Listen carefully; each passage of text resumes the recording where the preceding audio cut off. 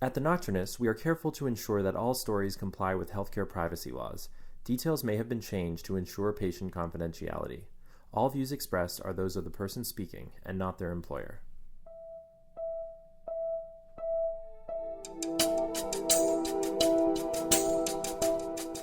Every doctor wants their patients to get better, but sometimes our patients' clinical trajectories are not linear. One moment they seem to be improving, and the next they take a sharp turn and it seems like they're getting worse again. I'm Emily Silverman, and this is The Nocturnist, stories from the world of medicine.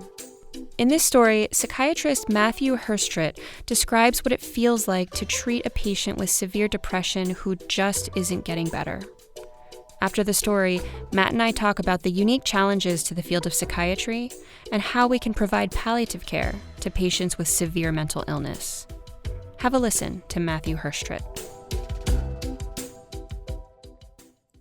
As a young, nerdy, neurotic New Yorker, I spent a lot of time in my own head as a kid, thinking about my own thoughts, thinking about the thoughts of the kids around me. And so when it came time to choose a major in college, naturally I gravitated to psychology. And growing up, I was also very much influenced by being in a Jewish household. Being also morbid, one of the stories that stuck with me from Sunday school was about death. It turns out that in Jewish custom, when a member of the community dies, other members of the community who come to prepare the body for burial are not able to converse with one another when they're approaching the body nor when they're leaving. And they're not even able to pass objects over the body. It's as though the soul lives on, even though in Judaism we really don't talk about the afterlife. After college, I decided to go to medical school with the high hopes of being able to forge deep connections with my patients, to be able to walk with them through some of the most difficult times in their lives. And in many ways, medical school was amazing. I got to learn about the intricate physiology of the human body, about diseases and illnesses that plague it, about treatments and about cures. But at the same time, it felt strangely alienating, as though we were talking about some other species when we were on rounds, instead of talking about the flesh and blood that we were actually working with, that these people could have just as easily been our family members. So for me, at least, when I got to my psychiatry rotation, it felt like a breath of fresh air. Here we were talking about things like quality of life and the things that make us, us. So when I started residency, I was excited to finally be able to feel like what I imagined a healer would feel like, whatever that was. And I started right down the street here at San Francisco General Hospital, which is an incredible institution and happens to see in its inpatient psychiatric ward folks who deal with probably the most severe psychiatric illnesses of any hospital in the city. And not only do they have to contend with these serious psychiatric illnesses, but also many of them with homelessness and ruptured social ties. But with a very large treatment team, we were able to give a lot of these patients the skills that they needed to survive outside of the hospital setting. And I did, for that first time, really feel at least a little bit like a healer.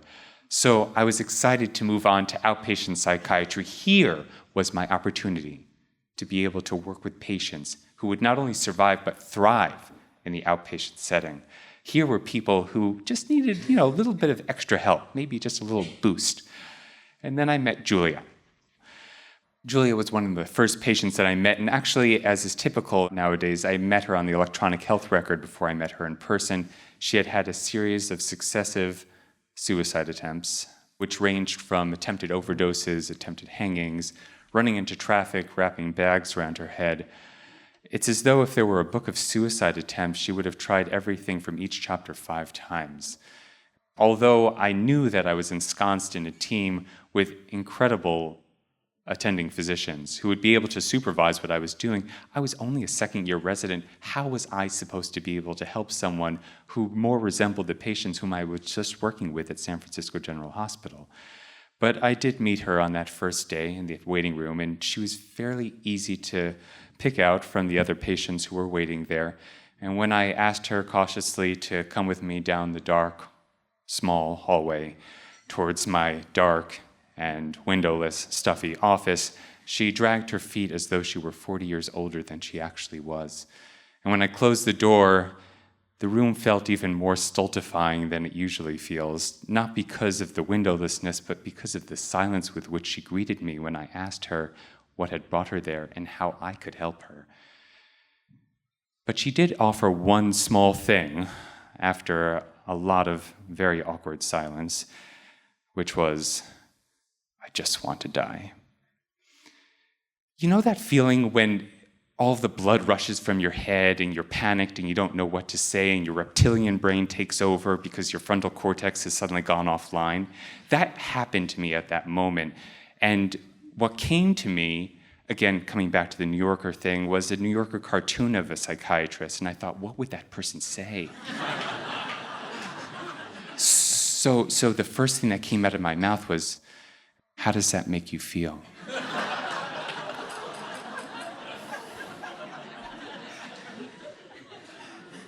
It didn't go very far. We ended the session, and I felt even worse.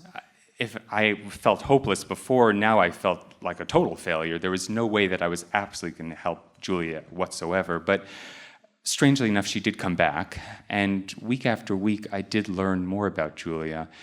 It turns out that she has a profound history of trauma in childhood.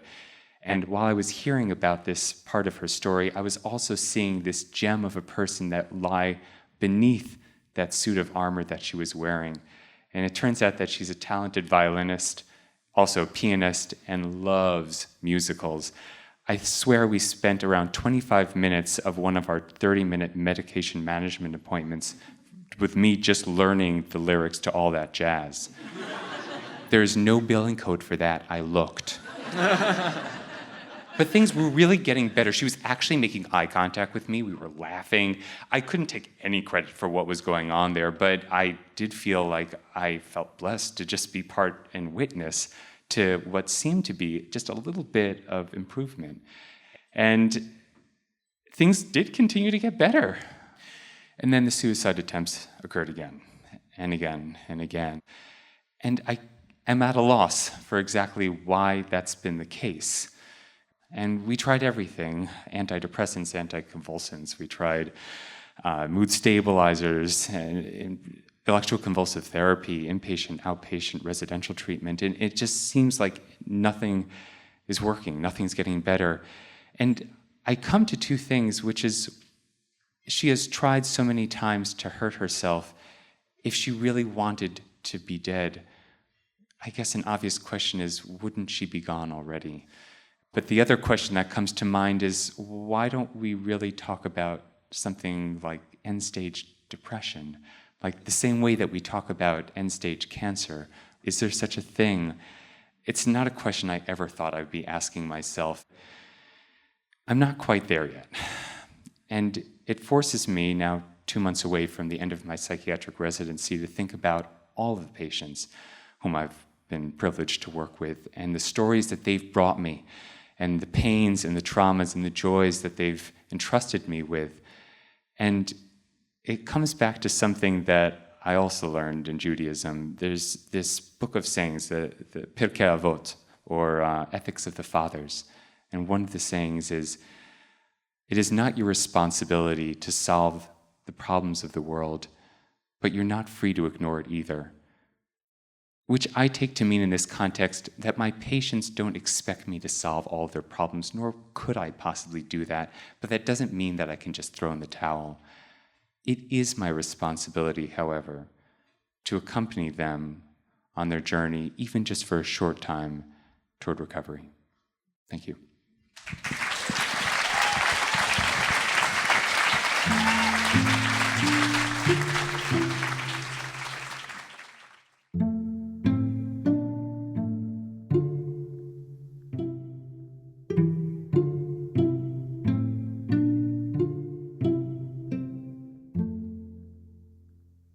Thank you for coming to be interviewed, Matt. Thanks for having me. And I'm very excited to talk about the story that you told at our event on the theme of death and dying, actually. And we were really excited to have somebody from the world of psychiatry come and speak, because I don't think we'd ever had a psychiatrist speak at the Nocturnist before. And so it was a really valuable perspective. Thank you for coming. Thank you for inviting me. I remember in your story at the end, you referred to a specific Jewish teaching, which is that even if everything is difficult, you can't give up. You have to keep trying, or I'm paraphrasing, something like that. Mm-hmm. And it reminds me of my own Jewish day school upbringing. My family wasn't as religious as it sounds like maybe yours was. We didn't keep kosher or anything like that. Lots of lobster and stone crabs growing up in Miami, Florida. But I did go to Jewish day school, and I remember in school these units that we would do on ethics and teaching. And they would present us with these different scenarios, like if your daughter were drowning in one lake and two children that you didn't know were drowning in another lake, which do you choose? And I actually don't remember any concrete answers from What was those the lessons. answer? Yeah. I don't remember.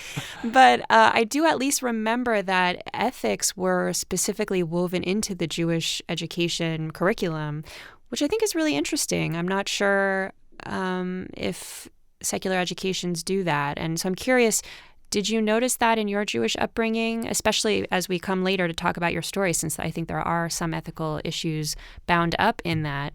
How far back does the ethical reasoning go stemming from your Jewish education? It's hard to know. I mean, I'm glad that you started off by asking me about my Jewish upbringing, because it really was just part and parcel of the way that I thought. And the quote that I had given that you were paraphrasing beautifully there was from Pirkei Avot, or Ethics of the Fathers. So this quote, in a way, says, you have a monumental task in front of you, or a series of tasks in terms of healing the world, but you can't do that all yourself. And at the same time, you can't throw in the towel. It's not enough to say it's so huge a task, forget it. But it's also sort of inappropriate and obviously impossible to try to take on all tasks at once. So that's something that I try with some success throughout my life, and also my life as a physician, to take on. And that, in this case, was definitely a challenge in terms of towing that line between seeing a huge amount of progress that could be made and knowing that chipping away at that with the patient would be the most appropriate and therapeutic thing to do. In psychiatry, you have, bipolar disorder, major depressive disorder, schizophrenia, personality disorders. What is it like to be working with this kind of menu of illnesses, of mental illnesses? Psychiatric illnesses, unlike neurologic illnesses or cardiologic illnesses, tend to be less discrete. It could be, in some ways, liberating for some patients to be able to put a label to what they've been experiencing, but to then move on that and beyond that, and to think more about the person's unique strengths and the courage that they have and what they bring to the table, as well as the things that they're working on. In internal medicine, which is what I practice, there's also a similar struggle, because sometimes people settle into a label and it may not even be the correct label, but they attach themselves to the label and they find that really helpful. Other times, people cast aside the label. They don't like to be labeled. And so I think with internal medicine, that can be challenging. But then I think with psychiatry, even more challenging, because there is so much stigma associated with some of these labels. Mm-hmm. I think by the time that someone's coming for help to a psychiatrist, at least in an outpatient or voluntary setting, there's almost a relief. If you've been experiencing episodes where your heart's beating out of its chest and you're feeling sweaty and you're starting to lose consciousness and you have no idea where that's coming from and you think you're having a heart attack, and then someone says, this is panic disorder, you're having panic attacks, that can be, what a relief. I have something. It's not going to kill me. And that in and of itself, more than any medication I could prescribe, would be helpful. But for other folks, having a diagnosis, as you said, could be very stigmatizing and feel very constraining as well.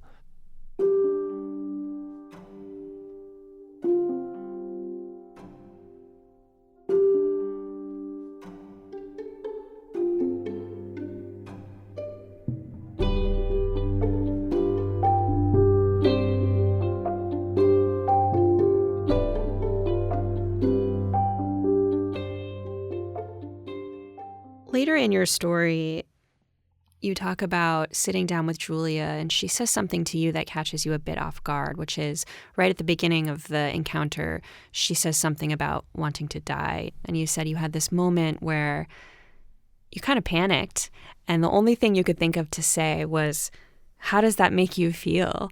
And everyone in the audience laughed. And I think, that's something we joke about a lot, which is that cheesy phrase of the psychiatrist, like, how did that make you feel? So I'm wondering, what do you think about that phrase? And what do you say when you're not sure what to say? I think the phrase, how does that make you feel, is easily parodied along with any other Stuart Smalley line. I'm good enough, I'm strong enough, and gosh darn it, people like me. But you know what? Self-affirmation can really work, and asking someone, having them tap into their feeling behind something, especially those who over-intellectualize their experience, can be really eye-opening. When you're at a loss for words, there's something sensitive there and you're not sure what the appropriate thing to say is. My default is to not say anything.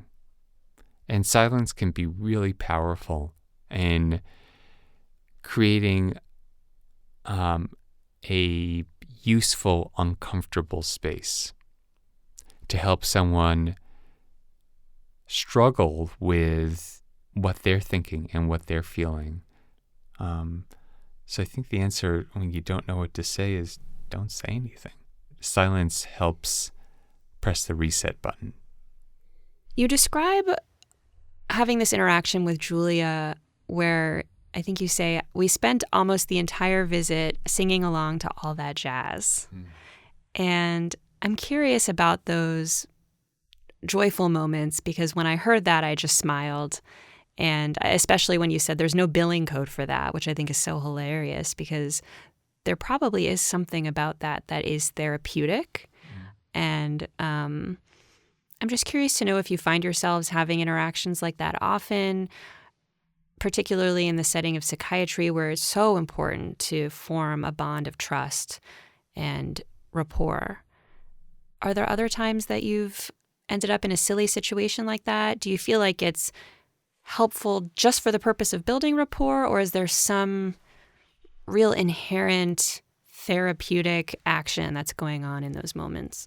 I don't know if Freud spoke to singing musicals. Though I haven't read all of his work, maybe he did. I think the reason why I brought up the singing lines from Chicago is because it was exceptional, and that it isn't something that I would normally do with any of my patients. But even in those shorter visits, that therapeutic alliance building, whether it's talking about the person's upcoming move or their partner or the health of their pet, all of these things are as, if not more important, to what I could technically say that I've done during that visit, or what I'll chart in the medical record. I mean, a very concrete way of thinking about this might be someone who has severe social anxiety. If we spend 80%, 90% of a visit where they're checking in ostensibly about the antidepressant that they're taking, but we spend 80% of that visit talking about their pet hamster and a trip that they're nervous, that their parents are coming to visit and they're nervous around showing them around town. That is therapeutic in and of itself, because they're practicing with someone who's safe and in a contained environment, engaging in just free-form conversation. But it doesn't have to be that concrete. It could be someone. I think that just having that trust in somebody else allows you to have a lot more sway when you give advice. And I've wondered how much we didn't really have enough time in our sessions to really think about and talk about, who was I to Julia, and in these shifting alliances where some visits she would be very forthcoming. And, we might have, a time where we're singing musicals or talking about an upcoming show or something like that. And other times where it was focused very much on, Julie might say, "I'm going to kill myself. I just want you to know that."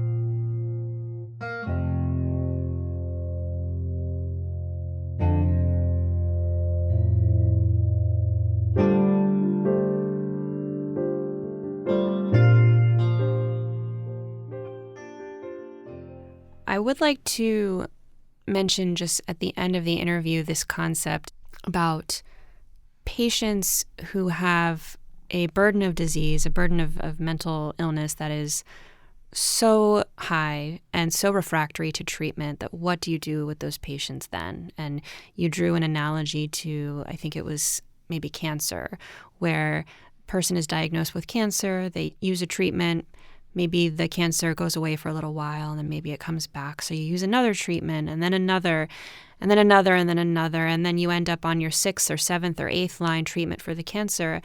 And at some point, you say this is end stage cancer and we're going to move on to more of a palliative approach. But then what if you change the word cancer to depression? There's something about changing that word from cancer to depression. I think that makes probably listeners, and me included, and probably you included, really uncomfortable. And I'm just wondering, it sounds like your conclusion at the end of the story was, no, we shouldn't really buy into this concept of end-stage depression. We really just need to continue to chip away, as you say, in the Jewish teaching, and continue to try. And I'm wondering if that's still your view, or if it's evolved, or if you'd like to expand on that at all. I guess my thought on so-called end-stage depression or end-stage any psychiatric condition is that, like so-called end-stage cancer, it's even when you're talking about palliative care, which, as you know, as an internist, we're bringing into care earlier and earlier, and it's not a death sentence, it's a way of mitigating the pain and suffering that comes along with illnesses and making life more enjoyable for however long it is. So there, I'm sure it would rankle any of our palliative care colleagues to talk about their work as that's when the patient and the family give up. It's more like that's when the patient and the family come to terms with what's happening and are seeking out an active way to work with what the conditions that they have. And so that's how I think about really severe psychiatric illness too, that if we're saying, we've tried just about every antidepressant and antipsychotic in the book, and electroconvulsive therapy and TMS and everything, deep brain stimulation, we've tried everything, and this person comes back and is continuing to attempt to harm themselves. I don't think it's giving up to say we're not going to try more and more invasive techniques. It's more to say these things haven't worked. Of course, we wish that they had, but what can we do to prolong the quality instead of the quantity of this person's life? How can we make it as meaningful as possible in however long it is? Because all of our lives are going to end at some point, but our job, in part as physicians, is to maximize not just the length of someone's life, but their quality of life and their sense of accomplishment and connection. And that's what I think we could still do without all the fancy technology. And that's what I hope to do with especially those our first line treatments are not working for them, is to step back and say, if we're not talking about a cure here and we're talking more about improvements and quality of life, what alternate techniques can we use? I think that's a beautiful summary of palliative care and how we're bringing it into care earlier and earlier, and that it's not synonymous with giving up. And I'm wondering, as I imagine this hypothetical scenario of a person who's suffering from mental illness so much and hasn't responded to any of these therapies, what would a palliative treatment or treatment aimed at increasing quality of life look like for such a patient? Have you ever put this into practice? How do you navigate, especially when it's an illness where the patient is at risk for harming themselves? For someone who's a trainee like me, at the time when I inherited Julia as a patient, it's very scary. And I came as a med student thinking that I could find a diagnosis and that there would be a cure, and that if the patient failed to respond, it was because of my failure. And I didn't acknowledge that. I really didn't acknowledge that was what I was carrying around with me. And so to have someone who was so severe in her symptoms, and to be the primary psychiatrist for this patient felt like I was being set up for failure. And I only see that in retrospect now, why I was so anxious and why I had so much countertransference talking about that. And I wanted this entire case to just disappear. I wanted them to move to another state. I didn't have to deal with it anymore. And so my technique was avoidance. But gradually I started, just by necessity, having to accept the idea that Julia was going to continue to try to hurt herself. And it was hubris for me to think that I was going to solve it or that I was causing it. And what I could be instead was, as I am with anyone's life as a physician, a small part, hopefully, of a solution, or, to use that term, palliation of treatment. You know, my overall goal is to create more good than harm. I just have to say, I have never felt so listened to in an interview. I feel like every single question that I ask, you respond, with such thoughtfulness, and you even remember both parts of a 2-part question. And I just imagine being in a therapy session with you and feeling really heard and seen. And so your patients are lucky to have you, and I'm lucky to have you here being interviewed for the show. So thanks for coming. That's very kind of you to say, really generous, and also very generous of you to have me here. I was thrilled to be able to tell this story for the Nocturnists and look forward to another opportunity to do so.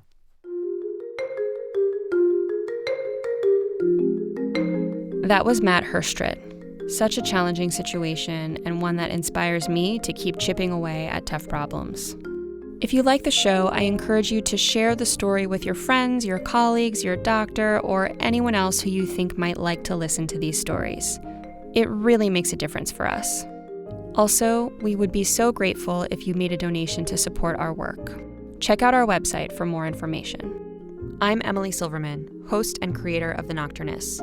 Special thanks to executive producer Ali Block, podcast producer Marina Poole, program coordinator and head of story development Adelaide Papazzolo, sound engineer Alberto Hernandez, assistant producer Kirk Clockey, our podcast intern Chloe Lassard, social media manager B. Logan, our illustrator Lindsay Mound, our composer Yessie Monroe, and the voice of Boaz Monroe, and our fundraising lead Cecilia Peterson. This episode's story was coached by Elizabeth Inglace. And last but not least, thanks to our storyteller, Matthew Hirschtritt. We are the Nocturnists. See you next week.